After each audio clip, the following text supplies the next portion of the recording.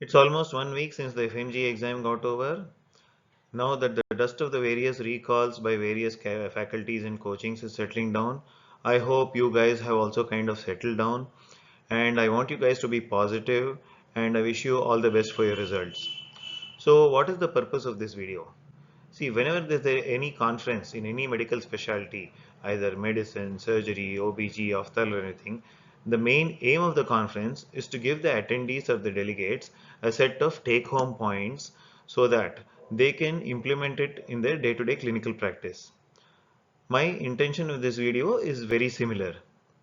You may be a fresher watching this video, or you may be a FMG student watching this video, or you may be a repeater watching this video. I want you to watch this video till the end because this is going to be of utmost importance to you. And in case any of you end up writing the exam again, you will find it very useful. Hello guys, I am Dr. Ram Gopal, a full-time ophthalmologist and author of Sure Success Magic, the lifesaver book for FMGE, NEET PG and INI-CET exams. I have been mentoring FMGE and NEET PG aspirants for a couple of decades now. Whenever any exam gets over, FMGE, NEET PG or INI-CET, I go through the recall videos and take screenshots from my book and post it in the form of a video and a PDF on my Telegram group. Not to tell you that everything came from this book, I mean that would be absolutely foolish. Rather, for those of you who are already using this book, you will end up annotating these points in your book so that it makes your book, which is strong, even stronger. So that is the purpose with which I do it. So when I was doing this whole screenshot exercise, I realized that I came across a few things and I realized that I should tell you guys these points so that I can kind of help you in the right direction. That is the main purpose of all my videos. Take home point number one. The exam is not easy. If someone is telling you that the exam is, definitely easy, it's full of one-liners, no, that is not correct. If you come across any such video, it is an outdated video. I'm not trying to scare you or freak you out over here and say the exam is very difficult. No, the exam is not very difficult. Rather, it is a standard paper, I would say, or of moderate level of difficulty. So if you take the current FMGE Jan 25 paper itself, if you reduce it to a 200 question, you eliminate whichever question you want. Just introduce negative marking. It goes to the level of NEET PG or INI-CET, I would say. Now, in the current FMGE Jan 25, if you take only Anat Physio Biochem, some questions were very conceptual, requiring a little in-depth knowledge. Those were of the INI-CET level over here. So now I am telling you it is of NEET PG INI CET level. Now you are getting little worried, how to prepare. No change in preparation is required. There are still about, like I say, in every FMG paper about 40%, that is 120 questions are definitely doable. Remaining 30 questions out of the remaining 180, that is 1 out of 6 questions you have to get correct, which you can definitely get correct. So what I'm saying is by this whole thing is that it requires a certain amount of dedicated preparation. It is not like, you just woke up in the morning, had bath, had your breakfast, changed your pajamas, went to the exam hall, wrote the exam and came, yes, pass. No, that is not going to happen anymore.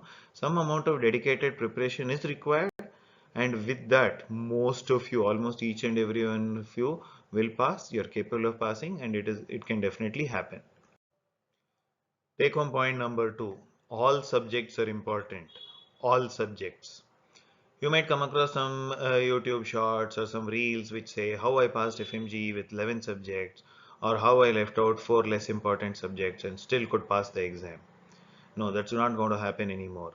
Okay. Still, the kings, or to be fair to the girls, the kings and queens are always surgery, OBG, PSM and medicine. That is because of the sheer number of questions which are going to come from these subjects, almost 120. But then, if you take the example of the July 2024 exam, surgery was very difficult, in the exam. You could get only maybe 8 out of the 18 or 19 questions right. This time what happened? Anat, Physio, Biochem and Patho were more difficult, some of them required in-depth concepts.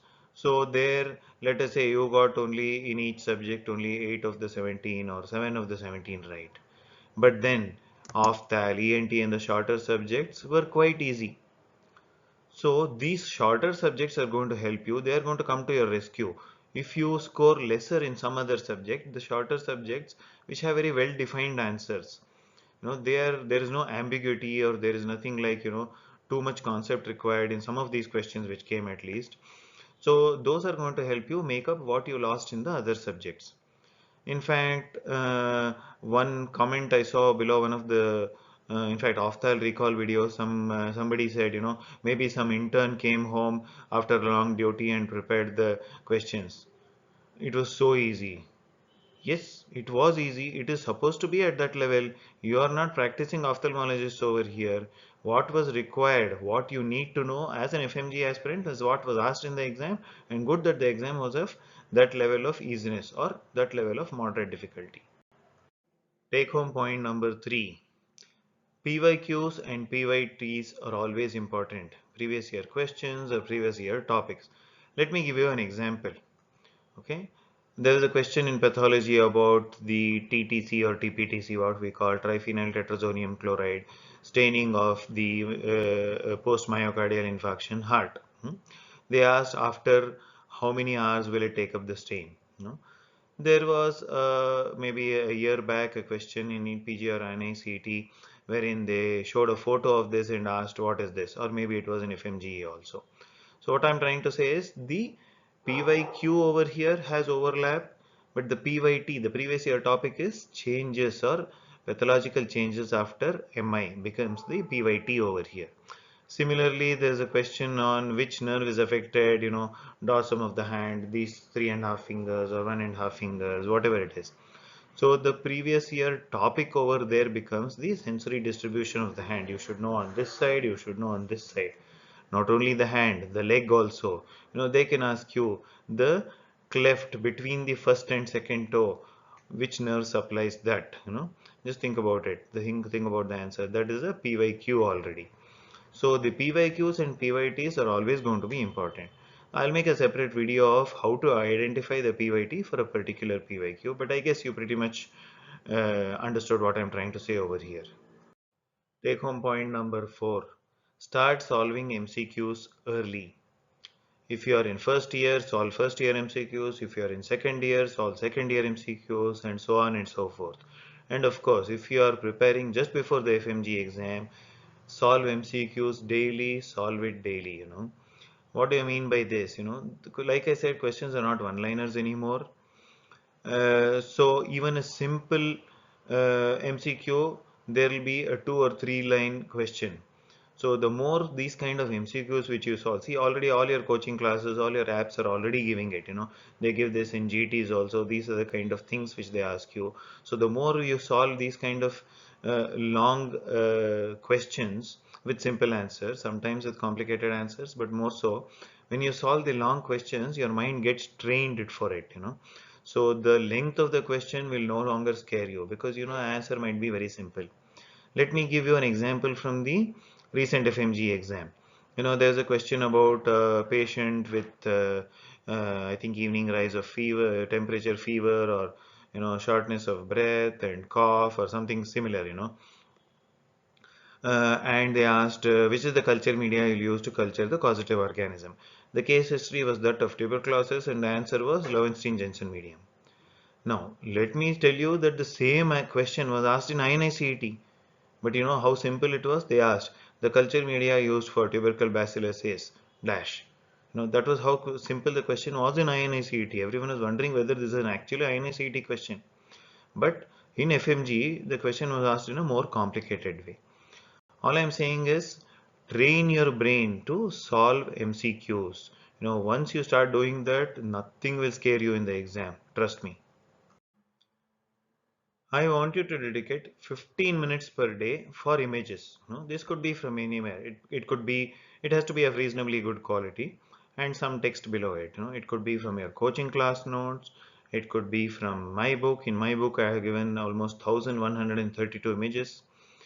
At least 5 or 10 of them will definitely come in the exam. Or ideally, it could be from a standard textbook. Bailey and Rao, yes. Robbins, yes. OBG textbook, yes. Medicine textbook, yes. Why? Because the image with the text below it is actually an MCQ in itself. Okay, and I don't want you to be scared of images in the exam. Okay, go through images. Once you go through the images, what happens? It registers in your mind. It becomes very difficult to forget what you have seen once. That is the gut instinct which you get in the exam. Oh, I have seen this image before. Thyroglossal cyst, mark. Sometimes an image may come which you don't know anything about. Don't worry. The question will itself have enough clues to tell you what the image is. Okay. Sometimes you may not understand the question, but you might have seen the image before. That will help you to answer. So both ways it will help. So images are here to stay. In upcoming FMGE exams also, more and more images will be there. So I read a comment where said, which book should I use or which app should I use for images? No, images are there all around you. Everywhere images are there. Just go through those images and you're good to go. So in conclusion, I'm not going to go through all these 5 points over here. It is quite self-explanatory what I told you all this while. If you are seeing this video at the end and have not seen it from the beginning, please watch this video. I don't have a coaching class. I'm not trying to sell you anything over here. It is just that it pains me. I've told you earlier in one of my video. It pains me when people start drop 1 year, then go for the next session, then go for the next session. You guys are very well capable if you only know how to do it. If somebody can tell you how to do it, you are pretty much halfway there. Then you put in the effort, you will actually cross that 150 mark. It is definitely possible for each and every one of you. This is not like khali motivation. See, there is some basic acumen, some basic IQ in each and every one of you. Now somebody tells you how to do it. I'm not saying only me. I'm sure many of your faculty are telling you, your seniors are telling you. Once you know the how of doing it, where to read from, which app to use, that is almost common knowledge here. One guy uses Marrow, one guy uses Prep Ladder, one guy goes to Mist, one guy goes to FMGE Arise. The content over there is pretty much 90 to 95% similar. Teachers are 90 to 95% similar. So what makes the difference? The secret ingredient is always you. The amount of effort you put in, the amount of MCQs you solve, the amount of common sense you have in the exam, the amount of GTs you have given, to prepare you to solve 50 MCQs within that defined amount of time. So it is always you. So you are the guy or you are the girl who's going to make the difference. Rest all is, it is there. It is almost irrelevant. So all the best, guys. Study well. Hope this helped.